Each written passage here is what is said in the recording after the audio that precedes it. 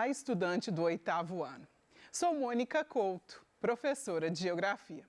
Durante o período da pandemia e do isolamento social, trabalharemos juntos temas referentes à geografia. E quando você retomar as aulas presenciais, você vai poder aprofundar sobre esses temas com seus professores e na companhia dos seus colegas. Na aula de hoje, nós vamos conversar um pouco sobre a distribuição da população mundial. A gente vai pensar onde é que estão as pessoas pelo mundo. Mas antes da gente pensar, vamos a uma notícia? Não, vamos primeiro pensar o que a gente vai aprender. Primeiro a gente vai compreender os principais conceitos demográficos. O que é isso, né? Demografia é a ciência que estuda as populações, é a ciência que tenta identificar como é que essa população está distribuída no território, como é que se comportam as taxas de natalidade, mortalidade. Então, sempre que você escutar o termo demografia, é o estudo das populações. A gente vai identificar quais os fatores físicos, econômicos, políticos que fazem com que as populações estejam em um determinado lugar e não em outro. E agora sim, para começar, vamos refletir sobre essa notícia?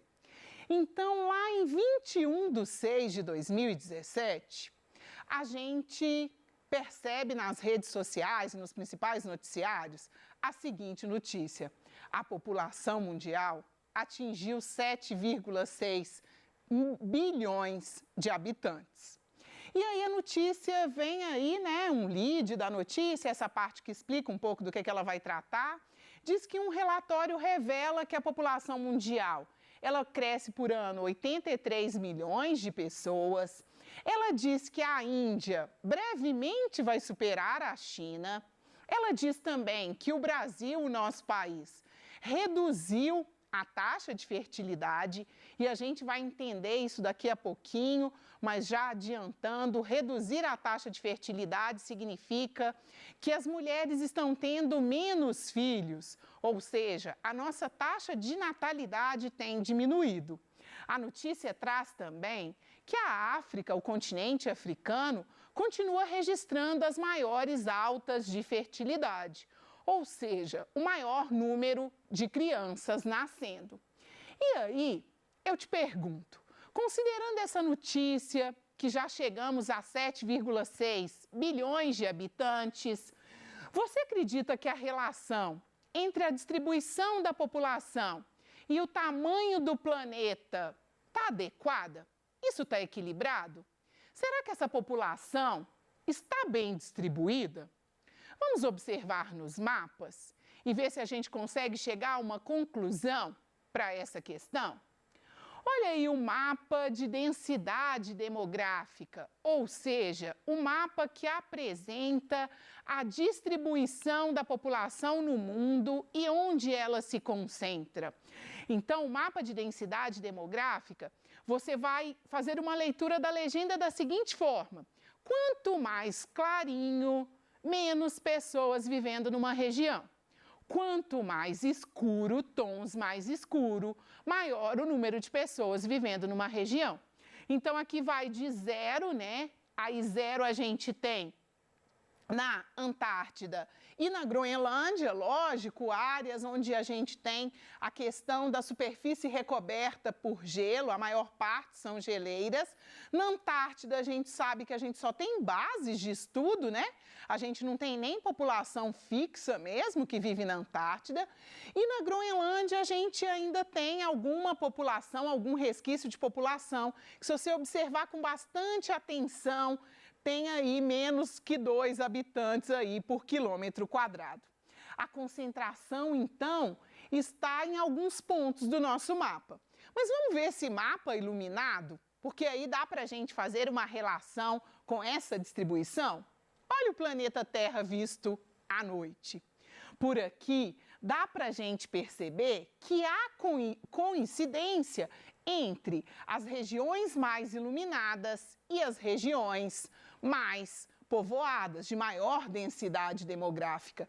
Então, traz destaque ali para os Estados Unidos, traz destaque para a região sudeste do Brasil, a Europa completamente iluminada, né? O Japão nem se fala, a Índia, e aí você vê que no continente africano você tem uma iluminação concentrada mais na África do Sul aí. O que podemos observar nos mapas, então, sobre a distribuição da população? A população, ela se encontra numa distribuição adequada? Encontra-se bem distribuída? Pelos mapas, a gente percebeu que existem vazios demográficos, ou seja, áreas onde a população é muito pequena ou onde nem existe população. E existem áreas de adensamento populacional, ou seja, áreas onde concentra um volume muito grande de pessoas. E quais são os fatores? Vamos primeiro então numa curiosidade, depois a gente diz quais são os fatores. Aqui tem uma curiosidade do site da revista super interessante, que se a gente pegasse toda a dimensão do planeta, pensando continentes e dividisse pela população de terráqueos, ou seja, por nós seres humanos, cada ser humano, se essa divisão fosse igualitária, ganharia 3 campos de futebol para serem seus. Então, aqui é só uma brincadeira que a revista fez, né? É claro que a gente cai numa discussão que a gente vai conversar depois em outros temas do 8º ano, e você vai estudar lá com o seu professor e com os seus colegas, que é a questão da concentração fundiária. Ou seja, na verdade, tem pessoas que não têm nenhuma propriedade, nenhum tipo de propriedade. E existem outras pessoas que têm grandes extensões de terra. Então, aqui é só para a gente pensar, se igualitariamente a gente dividisse o território, seríamos donos de 3 campos de futebol. Aproximadamente uns 24 mil metros quadrados. Cada campo de futebol tem aproximadamente 8.250 metros quadrados. Então, para a gente pensar, para a gente entender melhor o que significa populoso e povoado, porque quando a gente viu nos mapas que a concentração ela está associada a fenômenos naturais, ou seja, na Groenlândia não tem ninguém, na Antártida não tem quase ninguém, na Antártida não tem ninguém. Não tem ninguém em função das características climáticas. É impossível sobreviver numa região onde não é possível, por exemplo, a prática da agricultura, porque o solo é congelado, por exemplo, o ano todo. Então, são fatores que determinam a incidência ou não de uma população. Antes da gente continuar, vamos definir então e diferenciar populoso de povoado? Quando eu falo assim com você, olha, o Brasil é um país populoso. Eu estou dizendo para você que o Brasil é um país populoso porque ele tem um volume grande de população absoluta, ou seja, a nossa população total bate 210 milhões de habitantes. Lá no site do IBGE, dá para você ver o contador aí da população brasileira, né? Estamos num ano que devia ser realizado o censo demográfico, mas por causa da pandemia o censo foi adiado para o ano que vem. O censo, o IBGE, conta a população do Brasil de 10 em 10 anos. Então, somos um país populoso. Junto com quais países? A China, o mais populoso, 1,4 bilhões de pessoas. A Índia, 1,3 bilhões. Lembra que a notícia deu aquela ideia? Olha, a população indiana provavelmente vai ultrapassar a chinesa. Sim, se você se recordar ou já tiver ouvido essa curiosidade, a China, ela é um país que durante 40 anos fez a política do filho único. Para controlar o crescimento populacional, o governo chinês proibiu as famílias de terem mais de um filho. A ideia é que, de preferência, esse filho fosse do sexo masculino, para fazer com que a descendência daquela família fosse ampliada. É claro que, ao longo do tempo, o país ele começa a ter problema, né, de reposição da sua população. Então, por isso que a gente tem a Índia, então, enquanto esse país que desponta no cenário mundial aí como o segundo mais populoso, já pleiteando o primeiro lugar do ranking. Estados Unidos, 329 milhões de pessoas, Indonésia, 270 milhões, Paquistão, 216 milhões. Então, retomando, populoso é a soma total dos habitantes. Quando ela ultrapassa muitos milhões, a gente vai o classificar, então, populoso. Povoado já precisa da gente pensar dois fatores: a população total dividida pela área, ou seja, a razão, entre a população total e a área do país é o que nos dá a densidade demográfica. Naquele mapa que a gente viu lá antes do Brasil, antes do mundo visto à noite, ali a gente tem a densidade demográfica do mundo, ou seja, dividindo a população de cada um daqueles continentes e países pela área que cada um tem, onde é que estão concentrados o maior volume de pessoas? O mapa do Brasil aqui, ele representa muito proximamente o mapa que a gente viu do mundo. No Brasil também temos áreas de adensamento populacional, geralmente próximas ao litoral brasileiro, Lógico, a nossa colonização se deu pelo litoral, e temos vazios demográficos na região mais ao norte e centro-oeste do Brasil. É a região que foi ocupada posteriormente, é mais recente a ocupação, e existem fenômenos naturais. A floresta amazônica, por exemplo, é um espaço onde a natureza ela está sendo preservada. Dessa forma, você tem uma densidade demográfica bem menor aí do que se a gente pensa o litoral brasileiro. Um litoral brasileiro que a gente pode associar isso ao desmatamento da Mata Atlântica. Se a gente tem um vazio demográfico onde a Amazônia foi preservada, a gente tem expressivo desmatamento da vegetação original à Mata Atlântica, onde a população se concentrou no litoral brasileiro. E aí, por que então que existem áreas muito povoadas e pouco povoadas? Quando a gente fala de densidade demográfica, a gente trata de povoamento. É muito povoado? É muita gente? Ou é pouco povoado? É menos pessoas?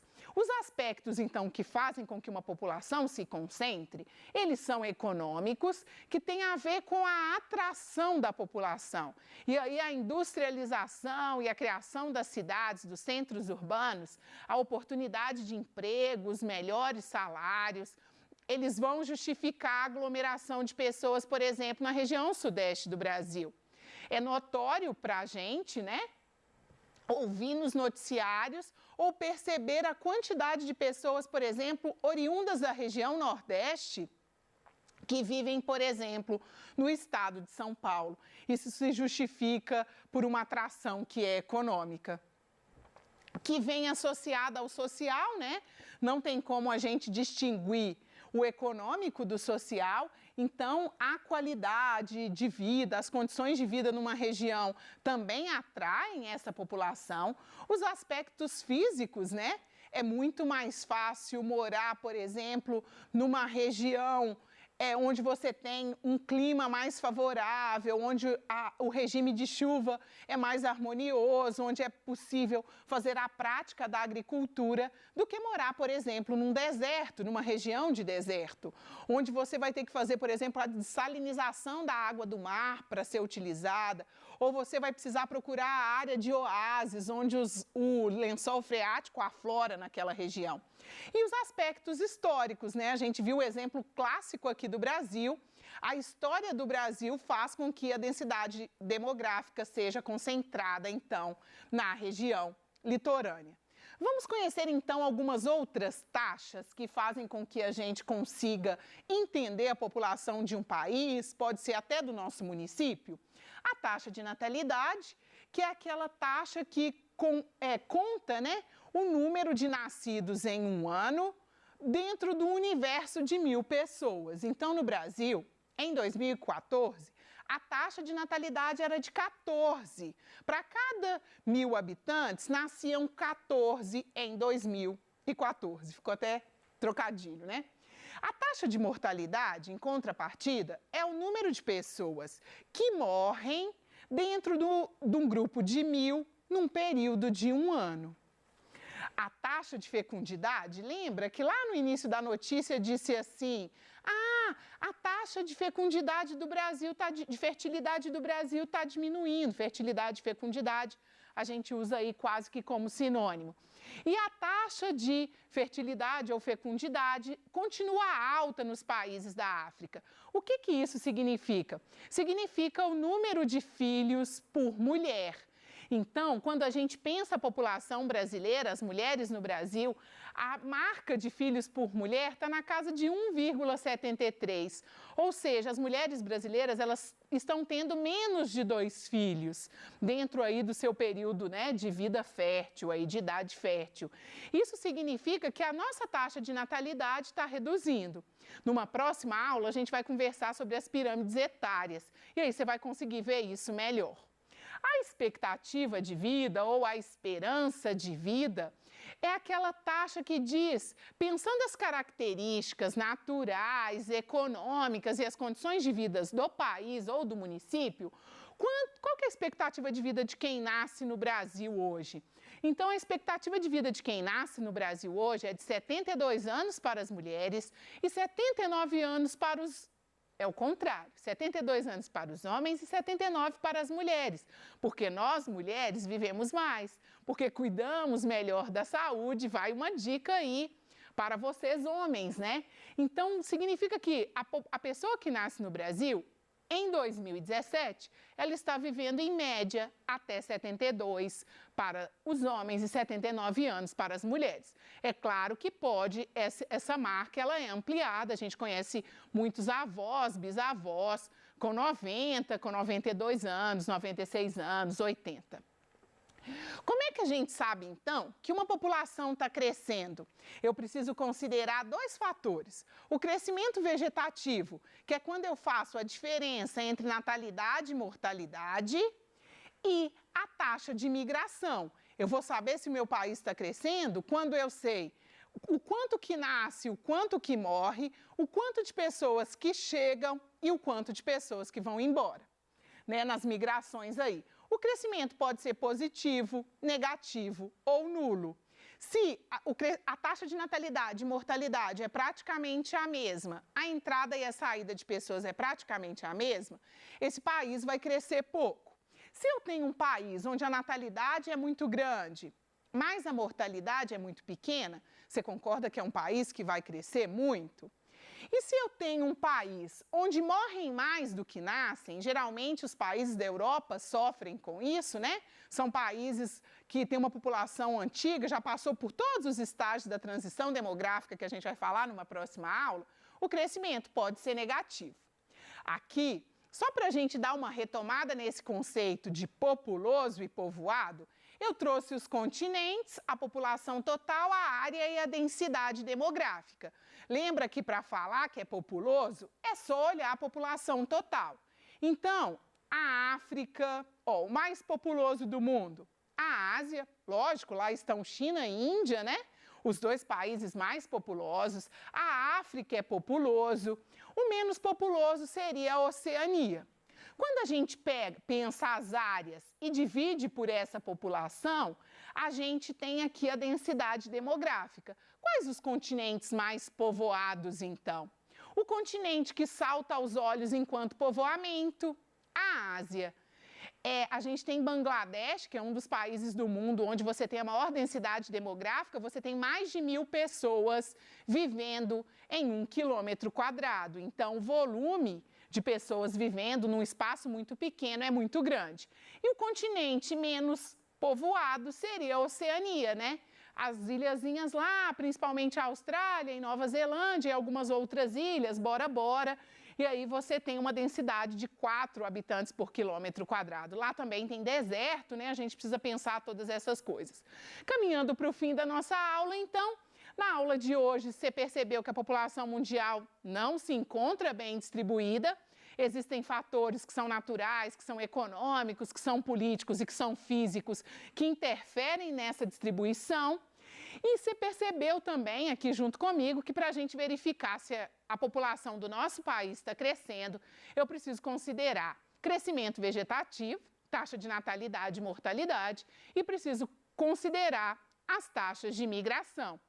Então, para você matar um pouco a saudade daquele momento crucial, né, que é o de bater o sinal e você poder ir, aqui vai, né, um GIF aí com essa ação que a gente faz com tanta alegria, mas o como é importante estar na escola.